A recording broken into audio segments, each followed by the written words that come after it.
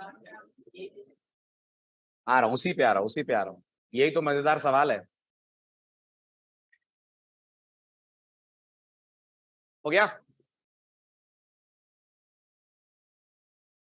Code भी हो गया। चेंज करूं? अब बुद्धि लगाइए, अगर हम टाइप में ए लिखते तो स्टार्ट में क्या लिखते?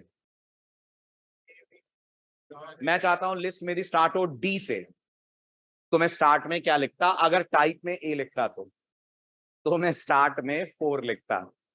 कहने का मतलब यह है, अपन ये सोचते हैं कि अगर टाइप अल्फाबेट है तो स्टार्ट में भी ABCD आना चाहिए। नहीं, स्टार्ट हमेशा न्यूमेरिक ही होता है। ये अलग बात है कि अगर आप उसमें 4 लिखेंगे और आपने टाइप इक्वल टू ए बोला हुआ है, तो अपने आप ब्राउजर ये समझ जाएगा कि शुरू करना है ए में चौथे अल्फाबेट से। अब अल्फाबेट में चौथा डी।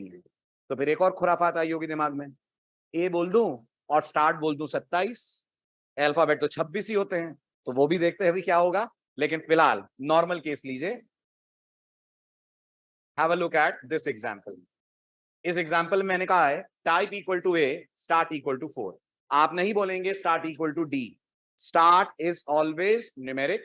वो टाइप से तय करता है कि स्टार्टिंग लिस्ट की कहां से करनी है। जैसे यहां बताइए कहां से शुरू करेंगे? यहां सी लैंग्वेज के लिए जो ऑर्डर या मार्कर आएगा वो डी से स्टार्ट होगा, फिर उसके बाद C++ बन जाएगी ई, जावा बन जाएगी F, and so on. Check कीजिए, सिंपल। अब आता है सवाल, चल पहले इतना उतारिए आप।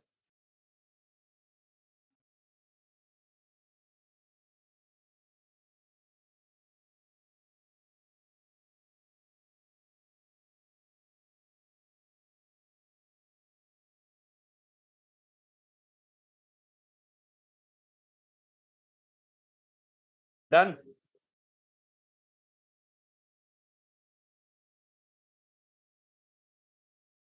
टाइप हटा दूं तो क्या होगा? टाइप हटा दूं तो क्या होगा? शुरू होगा 4 से। स्टार्ट हटा दूं तो क्या होगा? शुरू होगा ए से। दोनों हटा दूं तो क्या होगा? शुरू होगा 1 से। अब इमेजिन करिए मैंने यहां बोल दिया स्टार्ट करो 25 से। ABCD में which is the 25th alphabet? Y, right? तो ब्राउजर इतना समझदार है, browser will keep Y for C, Z for C++, और फिर जब बार आएगी थर्ड आइटम की, जेड के बाद तो अल्फाबेट होते नहीं, it will start from A, not A B, A C, A D. क्योंकि जो ऑर्डरिंग है वो यूनिक रखनी है ब्राउजर को। अगर आपको लग रहा है ए से शुरू कर देना चाहिए, तो अगर ए से शुरू हो गया और मान लीजिए 30 आइटम है, तो फिर दोनों के लिए मार्कर ए आ जाएगा, पहले वाले के लिए भी और 27वें वाले के लिए भी। ब्राउजर चाहता है हर एक के आगे मार्कर यूनिक दिखे, तो देखिए वो अपनी अकल क्या लगा रहा है, राइट? उसने स्टार्ट करा वाई से, लेकर गया जेड, और जब अल्फाबेट खत्म हो गए तो शुरू कर दिया यूनिकनेस लाने के लिए ए बी, कहां तक? ए जेड तक, फिर बी सी, ऐसे करके करते वो करता जाएगा चीजों को रिपीट। हालांकि इतना लंबा लिस्ट अगर आपको लानी है तो उसके लिए दूसरे ऑर्डर भी हैं, दूसरे तरीके भी हैं, बट अगर आप ऐसे करते हैं तो इस तरीके की ऑर्डरिंग आपको मिलेगी, राइट? उतार लीजिए, ये भी यूनिक सा केस, ये स्लाइड के एग्जांपल्स में नहीं है इसलिए यहां उतार लें। बस इतना दिखा लीजिए, जावा का नंबर ए आएगा, सी और C++ वाई जेड आएंगे।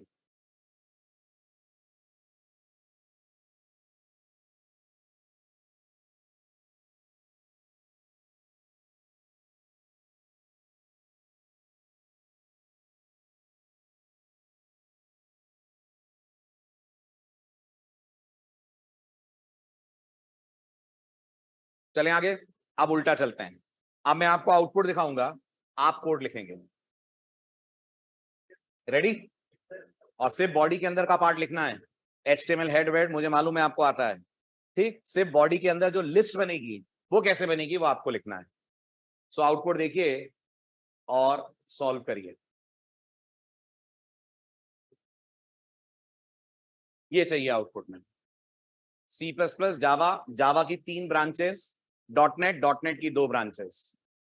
पहले बताइए हो क्या रहा है, ये ऑर्डर्ड लिस्ट है कि अनऑर्डर्ड लिस्ट है? ये नेस्टेड लिस्ट है, ये नेस्टेड लिस्ट है। यहां अनऑर्डर्ड लिस्ट के अंदर ऑर्डर्ड लिस्ट को करा गया है एम्बेड।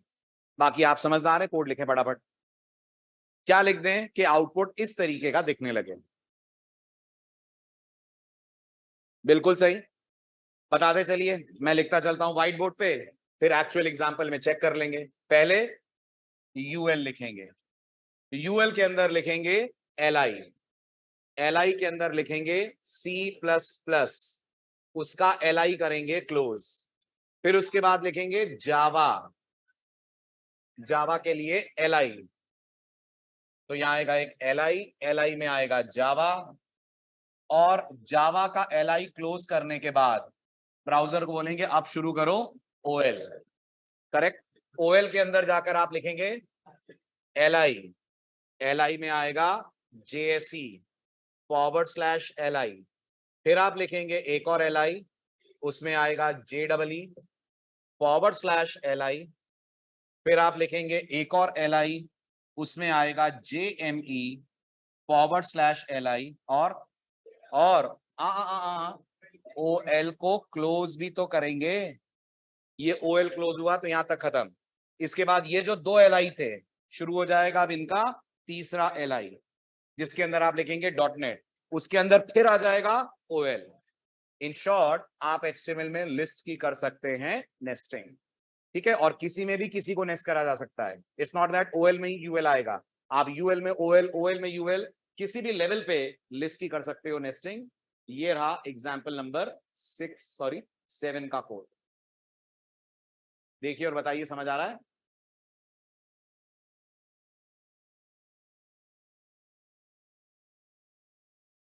टाइटल डाल दीजिएगा नेस्टेड लिस्ट।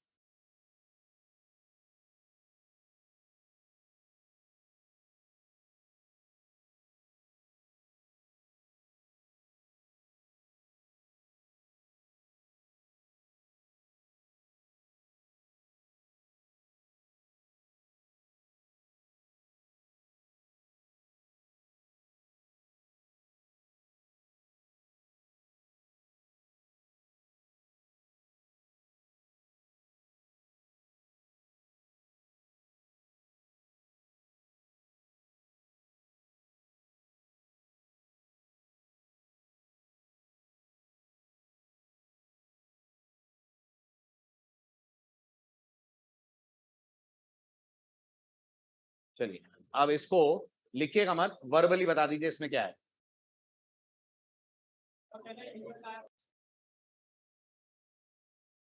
चलिए अब इसको लिखिएगा मत, वर्बली बता दीजिए इसमें क्या है। इसमें बाहर यूएल है, अंदर भी यूएल है, यूएल के अंदर यूएल की करी गई है नेस्टिंग। दूसरी बात, ये जो आप देख रहे हैं सर्कल, ये मैंने नहीं बोला है, ये ब्राउजर की डिफॉल्ट नेचर है। क्या, अगर एक यूएल के अंदर दूसरा यूएल लाएंगे तो जैसे बाहर वाले के लिए वो बाय डिफॉल्ट डिस्क ले रहा है, अंदर वाले के लिए बाय डिफॉल्ट सर्कल ले लेता है। तो बुद्धि लगाइए, इसके अंदर एक और डालता स्क्वायर ले लेता। नहीं आया समझ? आया। मैं बोल रहा हूं यहां मैंने अपनी तरफ से कुछ नहीं बोला है ब्राउजर को टाइप को लेकर। नॉर्मली एक्सपेक्टेशंस ये होंगी कि सर अगर अनऑर्डर्ड के अंदर अनऑर्डर्ड है तो अंदर वाले पे भी बुलेट आना चाहिए, लेकिन ब्राउजर ऐसा नहीं करते। वो बाय डिफॉल्ट जब अनऑर्डर्ड में अनऑर्डर्ड की नेस्टिंग देखते हैं तो अपने हिसाब से मार्कर का ऑर्डर बदल देते हैं। बाहर वाले के लिए आपने यूज करा हुआ है बुलेट, तो वो अंदर वाले के लिए डिफरेंट ला रहा है, विच इज सर्कल। अगर आपको लग रहा है सर ये, तो आप यूज करिए टाइप, फिर ब्राउजर को मेंशन करिए आप किस ऑर्डर में चाह रहे हैं मार्कर्स, अदरवाइज ब्राउजर का अपना ऑर्डर चलेगा। जैसे छोटा सा एक एग्जांपल देखें,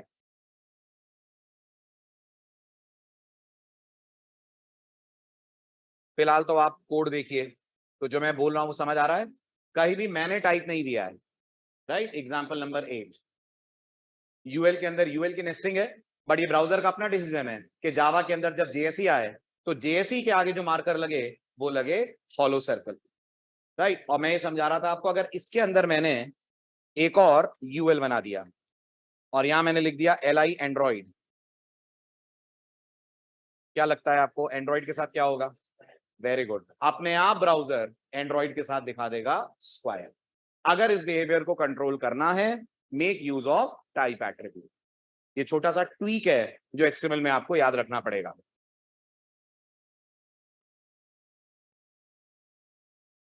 क्लियर? चलूं आगे जी। पहले डिस्क लिया, उसके अंदर नेस्ट किया तो उसने सर्कल ले लिया, फिर उसने स्क्वायर ले लिया। नहीं, कुछ ब्राउजर्स का जो ऑर्डर है वो फिक्स रहता है। ठीक है, चलिए आगे बढ़ते हैं, लिस्ट में आते हैं, लास्ट टॉपिक पे, टाइटल है डेफिनेशन लिस्ट। डालिए डेफिनेशन लिस्ट। थ्योरी में लिखवा चुका हूं, सीधे सिंटेक्स पे आता हूं। क्या लग रहा है कितने टैग से डेफिनेशन लिस्ट बनती है? देख के बताओ। डेफिनेशन लिस्ट बनती है 3 टैग्स की मदद से, जिसमें कौन सा टैग एक ही बार आता है? डीएल टैग एक ही बार आता है। डीएल टैग के अंदर आता है डीटी। डीटी का फुल फॉर्म होता है डेफिनेशन टर्म। बोलिए वापस, डेफिनेशन टर्म।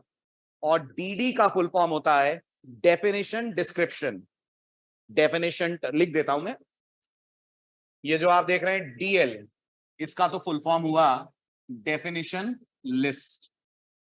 ये आपके टैग का नाम है। इसके अंदर जो चाइल्ड टैग आएगा वो आएगा डीटी, उसका नाम है डेफिनेशन टर्म। और डेफिनेशन टर्म के अंदर जो अगला चाइल्ड टैग है, जो एक्चुअल में डीएल का चाइल्ड है, डीटी का नहीं है, वो है डेफिनेशन डिस्क्रिप्शन।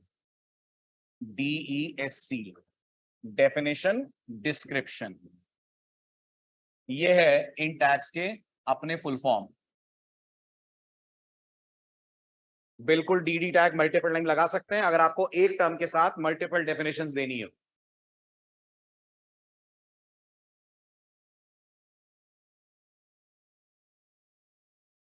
सही है। फॉर एग्जाम्पल जावा क्या है? जावा दुनिया में 3 चीजों का नाम है। जावा एक लैंग्वेज भी है, जावा एक आइलैंड भी है, जावा एक कॉफी का नाम भी है। तो अगर आप जावा का डिस्क्रिप्शन देंगे तो डीटी में आएगी जावा, डीडी में 3 डेफिनेशंस आएंगी, तो एक ही जावा की 3 परिभाषाएं आएंगी। बाइक में स्पेलिंग JAWA सदेश, इसलिए मैंने बाइक का नाम नहीं लिया।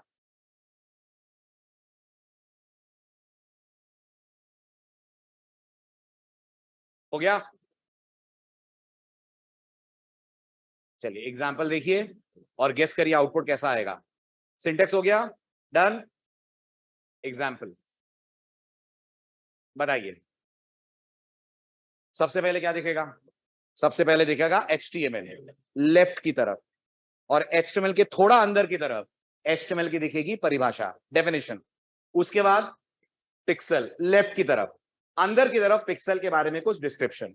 और जैसा अभी आपने पूछा क्या 2 डीडी आ सकते हैं, तो आप देखिए मैं पिक्सल के साथ 2 डीडी दे रहा हूं, तो पिक्सल के लिए आपको 2 डेफिनेशन नजर आएंगी। राइट, रन कीजिए और आउटपुट देखिए।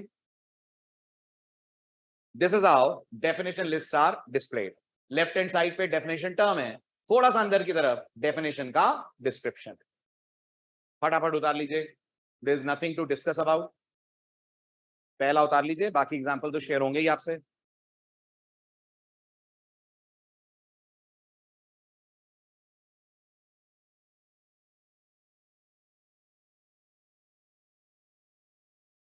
बैक कहां पर करूं चंदन, क्या देखना है आपको? कौन सा पेज? ये लिस्ट एग्जांपल 9 है। सिंटेक्स ओपन करना है, अच्छा कर रहा हूं।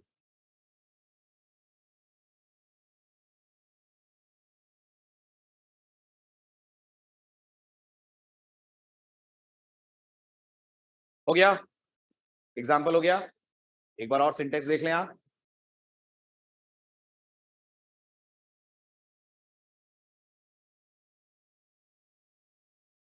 डन। चलिए आप तैयार हो जाइए आपकी पहली एक्सरसाइज या असाइनमेंट के लिए। इनफैक्ट 2 एक्सरसाइजेस दे रहा हूं आपको।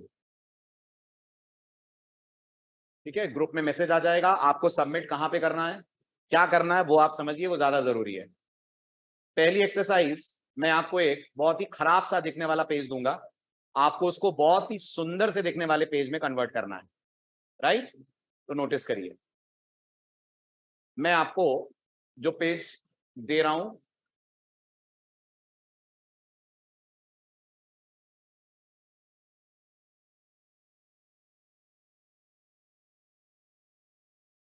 वो ये पेज है, बिल्कुल सिंपल प्लेन एचटीएमएल है, कुछ नहीं है बॉडी और एचटीएमएल के अलावा। एम आई राइट?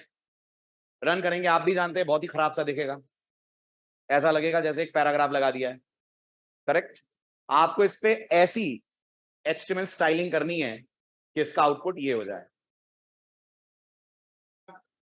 हो जाएगा। वो online social networking is the way mid में चला जाए, नीचे का टेक्स्ट लेफ्ट पे आ जाए और नीचे चार लिंक्स आ जाएं। किससे? लिंक से नहीं, एंकर से। तो ये आउटपुट का स्क्रीनशॉट भेजूंगा, ये खराब वाला पेज भेजूंगा, इस खराब वाले पेज को इस सुंदर वाले पेज में कन्वर्ट करना है, पहला काम। दूसरा काम, आपको एक बेकरी शॉप के लिए वेब पेज बनाना है। आपके वेब पेज का जो आउटपुट है वो कुछ ऐसा होगा, राइट? ये इमेज आप चाहे तो डाउनलोड कर सकते हैं, मैंने इसको डाउनलोड करा है अनस्प्लैश से। पता है आपको, मैंने शेयर करा था आपसे, एक पिक्सेल्स था, एक अनस्प्लैश था, उस वेबसाइट पे जाकर मैंने इमेज डाउनलोड करी है। ना कर पाए तो मैं शेयर कर दूंगा। आप तो आउटपुट पे ध्यान दीजिए। तो आपको एक इमेज दिखानी है, ठीक है? उसके नीचे आना चाहिए bake and flake bakery, Bhopal में है बेक एंड शेक, मैंने उसके कॉपीराइट से बचने के लिए कर दिया बेक एंड फ्लेक। तो ये बेकरी है, नीचे रेसिपीज आनी चाहिए, राइट? ये बेकरी केक्स बनाती है, ये बेकरी बिस्किट्स बनाती है, ये बेकरी पेस्ट्रीज बनाती है। अगर मैं केक पे प्लेन स्पॉन्ज पे क्लिक करूं तो एक नया पेज खुले जो मुझे स्पॉन्ज केक बनाने की रेसिपी दिखाए। ये स्पॉन्ज केक की रेसिपी है। आप ये मत सोचिएगा हमें तो आता नहीं बाकी केक बनाना, तो मुझे रेसिपी नहीं चाहिए, जगह कैसे बनते हैं दीजिए, आप तो इसी को लिख देना हर जगह तो भी चलेगा, है ना? मेन चीज है आप यूआई कैसे लेकर आते हैं, कंटेंट डजंट मैटर। और मम्मी बता पाए तो पूछ लीजिएगा कैसे बनते हैं चॉकलेट केक और बाकी के केक, ठीक है? तो ये आपको करना है, हो जाएगा। डन। कितने पेजेस बनाओगे? गिनो। एक तो ये होम पेज और ये जितने लिंक हैं ये सब अपने आप में अलग अलग पेजेस हैं, इनका आपस में करना है आपको कनेक्शन। तो अगर आप गिने तो 3 तो केक के पेजेस हैं, 3 बिस्किट्स के पेजेस हैं और 2 पेजेस हैं पेस्ट्रीज के। तो 3 into 5 into 7 और एक ये मेन पेज है, सॉरी 3 and 3 6 into 8 और एक ये मेन पेज है विच इज index.html। ये होम पेज है, अभी इसमें कोई CSS नहीं लगी है इसलिए बिल्कुल भी सुंदर नहीं है, बट जितनी आपने HTML पढ़ी है उसमें मैक्सिमम टैग लग जाएंगे। जैसे ये पहचान रहे हैं बेक एंड फ्लेक बेकरी के नीचे कौन आ रहा है?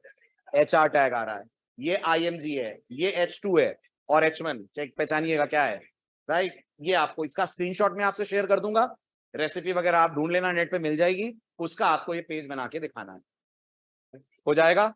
ये आपकी फर्स्ट लेवल की 2 एक्सरसाइजेस, फाइन। चलिए अब आगे बढ़ते हैं, अब आते हैं अगले टॉपिक पे। अब अगला जो मैं आपको टॉपिक पढ़ाने जा रहा हूं असल में उस टॉपिक के लिए यूज होनी चाहिए CSS, बट क्योंकि मुझे आपको जो नेक्स्ट एक्सरसाइज देनी है उसमें कलरिंग वगैरह यूज होगी, CSS में भी आपने चीजें डिटेल में पढ़ी नहीं है, इसलिए सिर्फ एक्सरसाइज के पॉइंट ऑफ व्यू से ये लेक्चर हम कर रहे हैं। आगे चलकर ये लेक्चर दिमाग से निकाल दीजिएगा क्योंकि इस लेक्चर को ओवरराइड कर देगा CSS का लेक्चर। टाइटल डालिए how to work with background, title डालिए how to work with background. 2 properties पढ़ लीजिए, बाकी पढ़ाता हूं अगले लेक्चर में। How to work with background, तो पहले तो बताइए बैकग्राउंड मतलब क्या? बैकग्राउंड मतलब ये जो आपको पेज पे व्हाइट कलर का एरिया दिख रहा है इसको बोलते हैं अपन बैकग्राउंड। ओके, ये किसके थ्रू आ रहा है? ये आ रहा है बॉडी टैग के थ्रू। तो अब बॉडी टैग के साथ कुछ कंप्लीट करो, अगर बॉडी टैग है तो उसके साथ कुछ एट्रीब्यूट्स दिए गए हैं जो इस बैकग्राउंड को मैनेज करने में आपकी हेल्प करेंगे। बॉडी टैग के साथ कुछ एट्रीब्यूट्स हैं जो इस बैकग्राउंड को मैनेज करने में आपकी हेल्प करेंगे। तो लिखिए the default background on a web page is generated by body tag. The default background on a web page is generated by body tag. But HTML allows us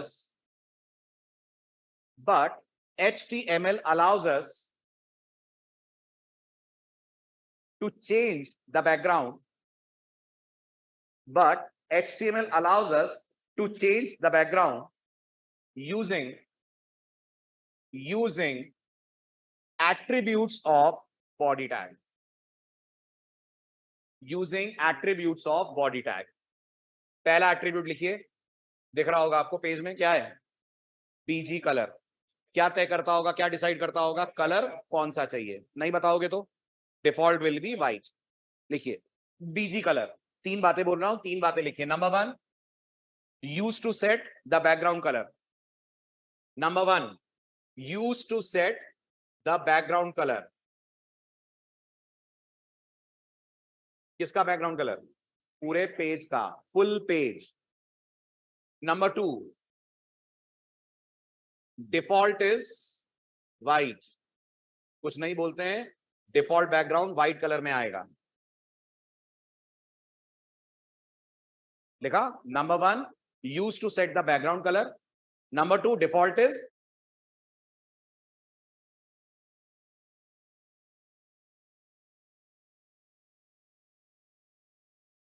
white. Number 3, set कैसे कैसे कर सकते हैं? Set आप HTML में 2 तरह से कर सकते हैं, CSS में ढेरों तरीके हैं, HTML में कलर बताने के मात्र 2 तरीके हैं। पहला तरीका है आप कलर का नाम लिख दें। क्या लिख दें? कलर का नाम लिख दें। दूसरा तरीका है कलर का हेक्साडेसिमल कोड लिख दें। पहला तरीका कलर का नाम लिख दें, दूसरा तरीका कलर का हेक्साडेसिमल कोड लिख दें। राइट? उदाहरण के तौर पे मैं चाहता हूं बैकग्राउंड कलर ब्लू हो जाए, तो मैं लिख दूंगा डबल कोट्स के अंदर ब्लू। करेक्ट? ब्लू लिखने का एक और तरीका है, और वो है ब्लू का हेक्साडेसिमल कोड लिखा जाए। हेक्साडेसिमल कोड कैसे लिखते हैं? आप शुरू करते हैं विद हैश, और आप अगर थोड़ा बहुत कंप्यूटर में ग्राफिक्स समझते हो तो कंप्यूटर ग्राफिक्स का ये कहना है जितने भी कलर एक कंप्यूटर जनरेट करता है वो सिर्फ 3 कलर के कॉम्बिनेशन से करता है, और वो होते हैं रेड, ग्रीन और ब्लू। और इन्हें क्या बोलते हैं? इन्हें बोलते हैं कलर प्राइमरीज। इन्हें बोलते हैं कलर प्राइमरीज।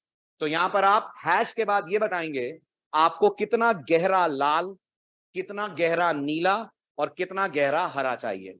ऑर्डर होता है पहले रेड, फिर ग्रीन, फिर ब्लू। अब आपको लगेगा सर गहरा मतलब कितने लेवल तक जा सकते हैं? तो आप जा सकते हैं हेक्साडेसिमल में 0 से लेकर F तक। हेक्साडेसिमल नंबर सिस्टम पता है सबको, कहां से कहां तक होता है? 0 से लेकर 9, और फिर 10 की जगह आ जाता है A, और A से लेकर F। तो अगर आपको लगता है सर रेड चाहिए तो क्या बोलना पड़ेगा? अगर रेड चाहिए आपको तो आपको बोलना पड़ेगा FF। FF माने रेड की maximum intensity, green 00, blue 00. Writing this will give you which color? Will give you red color. Now can you please tell me what about blue? अगर मुझे इसी ब्लू को हेक्स में लिखना हो तो कैसे लिखूंगा मैं? तो आपका जवाब होगा, अगर ब्लू को हेक्स में लिखेंगे तो सबसे पहले आप बोलिए 00। हमें रेड नहीं चाहिए, हमें ग्रीन भी नहीं चाहिए, लेकिन हमें ब्लू पूरा पूरा चाहिए। तो will go for FF because order is RGB। तो ये 0000 क्या बता रहा है? 2 डिजिट एक कलर को रिप्रेजेंट करते हैं। मत सोचें तो 6 कलर हो गए, 2 डिजिट एक कलर को रिप्रेजेंट करते हैं। तो 00 किसका? रेड, मतलब रेड नहीं चाहिए। 00 किसका? ग्रीन, मतलब ग्रीन भी नहीं चाहिए। और ब्लू मैक्सिमम चाहिए, तो ब्लू का कर दिया मैंने FF। ऐसे ही गेस करिए, अगर मैं यहां लिख देता 000000 ना, उल्टा बोल दिया आपने, ब्लैक। अगर ये 000000 हो जाएगा तो कलर मिलेगा आपको ब्लैक। FF हो जाएगा तो कलर मिलेगा आपको व्हाइट, है ना? अब एक छोटी सी दिमाग में टेंशन आ सकती है, ऐसे तो सर मेरे को कलर याद ही नहीं होंगे, ये तो बड़े टिपिकल कॉम्बिनेशन है। तो दुनिया में एक वेबसाइट है जो आपके लिए इन हेक्स कलर्स को प्रोड्यूस करके देती है। ये रहा उस वेबसाइट का लिंक, स्लाइड में मैंने दिया हुआ है। Let's visit the website.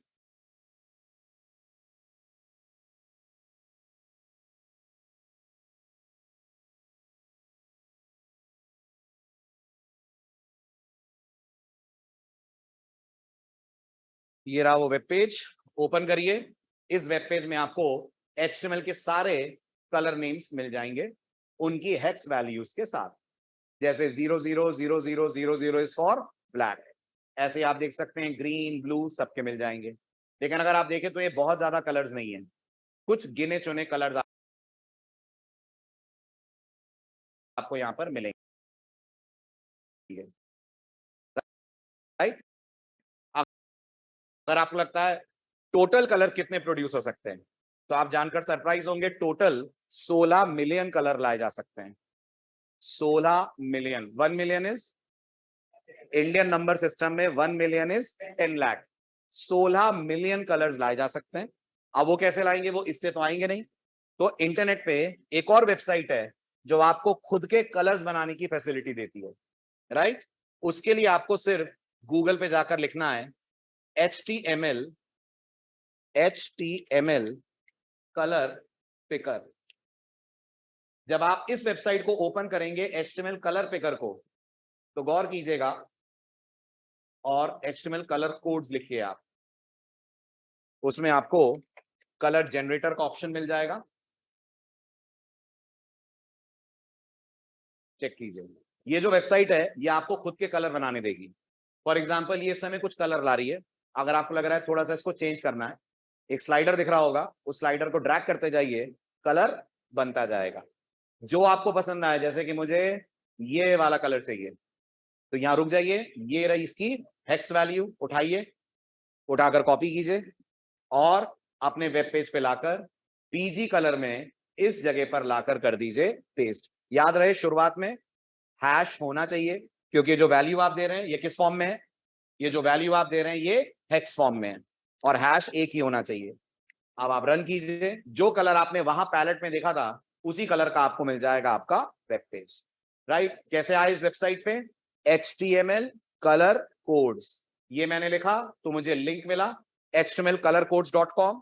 इस पे आपको एक पैलेट मिलेगा, इस पैलेट में ड्रैग करके आप जैसा चाहें वैसा कलर कर सकते हैं जनरेट, राइट। थोड़ा नीचे स्क्रॉल करें, इनमें से आपको कोई कलर पे शेड करना है उसको चूज कर ले। जैसे मैंने ये कलर चूज कर लिया, राइट, ये कलर यहां दिख जाएगा, इसको सेलेक्ट कीजिए और फिर इस पे शेडिंग लगाइए जो शेडिंग आपको लगानी है। कौन सी वेबसाइट, HTML कलर कोड्स, हाँ जी। वो ग्रेडियंट है, वो CSS लाएगी।